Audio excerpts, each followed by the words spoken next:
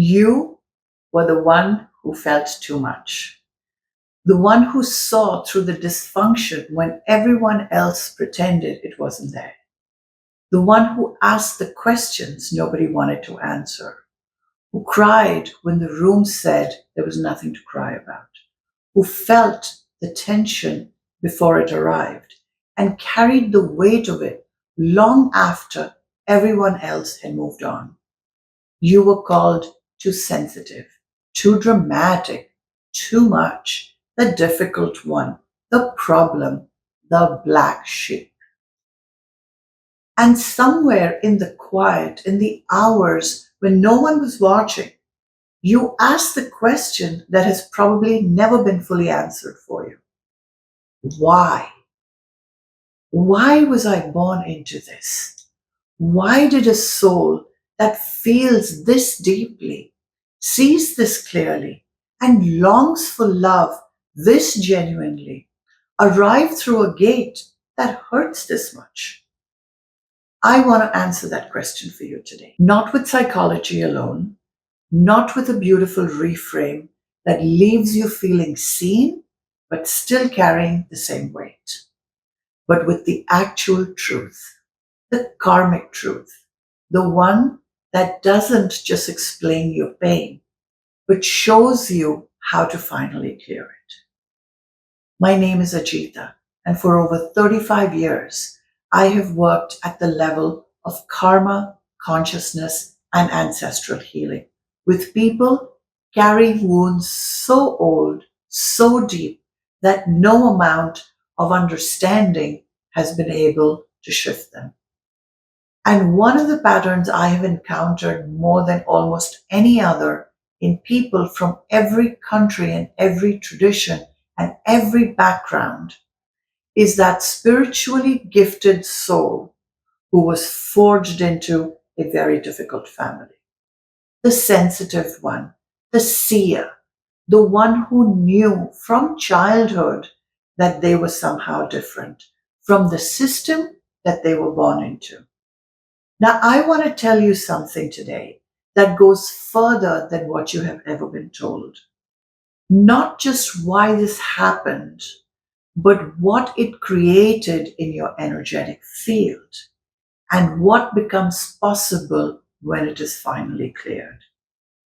If you grew up in a difficult family, a family where love was conditional, where your sensitivity was treated as weakness, where you were punished for telling the truth or shamed for feeling things deeply, you have probably been given some version of this answer.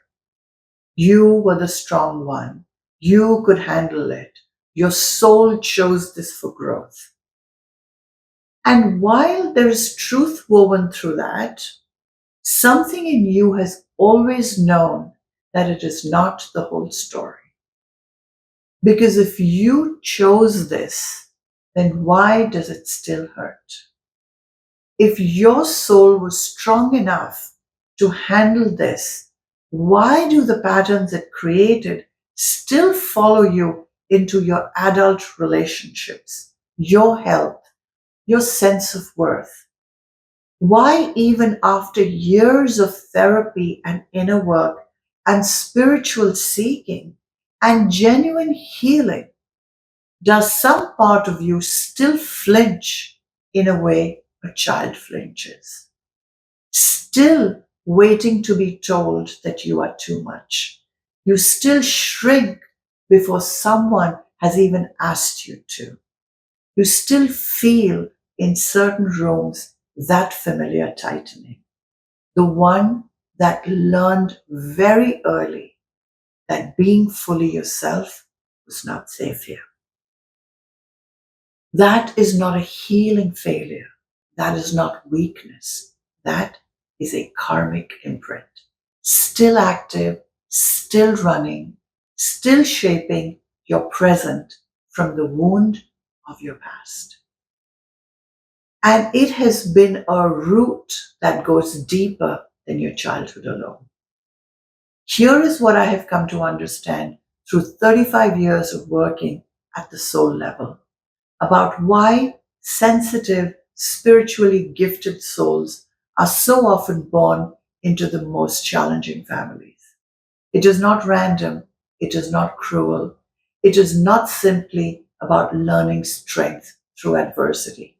It is karmic.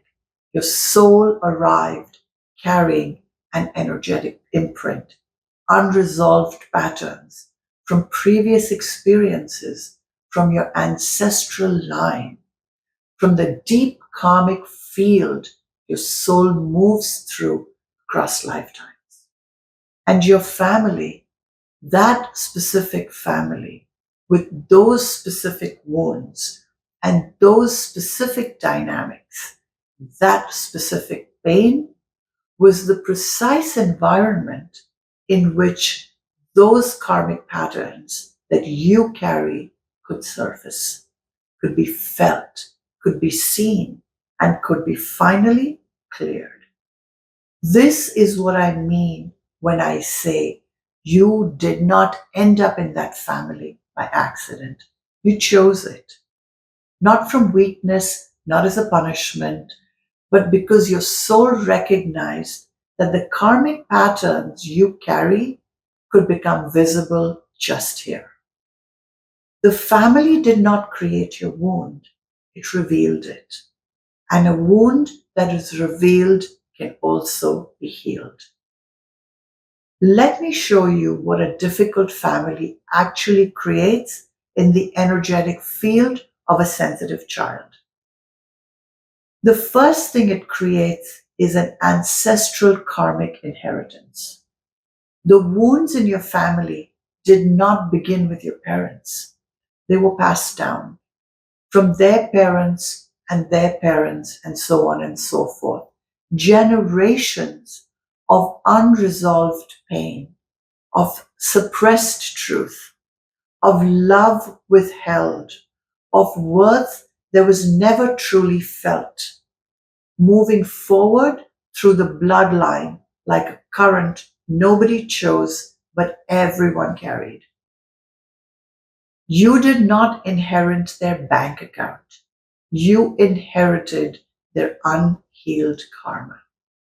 And that inheritance is not just emotional, it lives in your energetic field, running patterns of unworthiness, of hypervigilance, of love that costs too much, that no amount of understanding alone can clear. The second thing it creates is a personal karmic amplification. When a sensitive child, a child whose field is already wide open, already tuned to frequency, grows up in an environment of conditional love, of emotional unpredictability, of being punished for their truth, that experience doesn't just wound the psyche, it imprints on the soul. It creates a deep energetic belief, not a thought you can change with affirmations, but a frequency running in your field. I am too much. I am not enough. Love is not safe. Being seen is dangerous. And that frequency, invisible, unfelt, as a belief, because it feels like reality, will run your relationships, your health, your sense of what you deserve, until it is cleared from the root, from the field. I want to honor something here. The work of understanding your family, the psychology of it, the patterns of it, the way your childhood was shaped. That work matters. It is real. It is valuable. I honor everyone who has done it. But I have sat with people who understood their family with extraordinary clarity, who could trace every pattern, name every wound, explain every dynamic with precision and insight, but who were still living those patterns, still choosing relationships that felt familiar in the way that the pain feels familiar, still hitting the same ceiling in their career, still carrying the same anxiety in their body that had been there since childhood. Because just understanding lives in the mind, and the karmic imprint does not live in the mind. It lives in the field, in the energetic layers beneath your thoughts, beneath your memories, beneath even your nervous system responses. And that layer requires a very different kind of healing. Not more insight, more processing, not more years of sitting with the wound. Direct clearing at the level where the karma actually lives. When that clearing happens, when the ancestral pattern is resolved at the root, when the personal imprint, the karmic imprint, is released from the field, something shifts that no amount of understanding could shift. The pattern just loses its energetic fuel. The relationship dynamic changes without you having said a single word to anyone. The anxiety that was held in the body finally finds nothing left to protect. The body relaxes into a safety it may never have known before. Let me tell you about a woman I worked with. She was extraordinary, deeply sensitive, deeply gifted, with an intuition so precise it regularly astonished people around her. And she had spent her entire life feeling like the problem. Her family had been difficult in a very quiet way. Not loud, not dramatic, but cold, controlled, and conditional. Love was available only when she performed correctly, when she was small enough, when she didn't feel too much, or ask too much, or need too much. She had done years of therapy. She understood everything. And she could still not stop choosing partners that made her feel exactly the way her mother made her feel. Capable of love, but not quite delivering it. When we worked together, going into the ancestral and karmic root of what she was carrying, what we found was not just her wound, it was a pattern that had run through the women in her lineage for at least 4 generations. Women who were gifted, who saw clearly, who loved deeply, and who learned again and again that their gifts made them a target rather than a treasure. That pattern, that ancestral karmic imprint, was the lens through which she entered into every relationship of her life. When that karmic imprint was cleared, when the ancestral pattern was finally resolved, she said something simple. Ajita, I feel I have put down a bag I didn't even know I was carrying. And I don't remember what it felt like not to have carried it. But now I know that I'm not carrying it anymore. And within months, her relationship landscape changed completely. Not because she found better people, but because she no longer was broadcasting the frequency that had been drawing in the same experience over and over. The karma was finished. The pattern had no way left to run.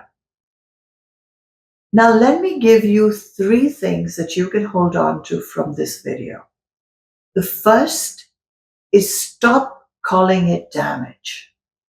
What your family created in you is not damage in the permanent sense. It is an energetic imprint. An energetic imprint can be cleared. The second, feel where it lives in your body. Right now, place your hand on your heart. Take a slow, deep breath in and ask yourself, where do I feel my family in my body? Not the story, not the memory, but the sensation. Now, that sensation is not just emotion, it is the karmic imprint speaking. A wound that can be felt can be reached, and a wound that can be reached can be cleared. The third is understand that you did not choose this family as a punishment. You chose it because your soul was ready to clear something ancient, ready to be the one in your lineage who would finally break the pattern. And that capability, that extraordinary, hard won capacity to feel deeply, to see clearly, to carry weight without breaking is not the wound. It is what you forged in the wound. And it is exactly what the world is waiting for you to break.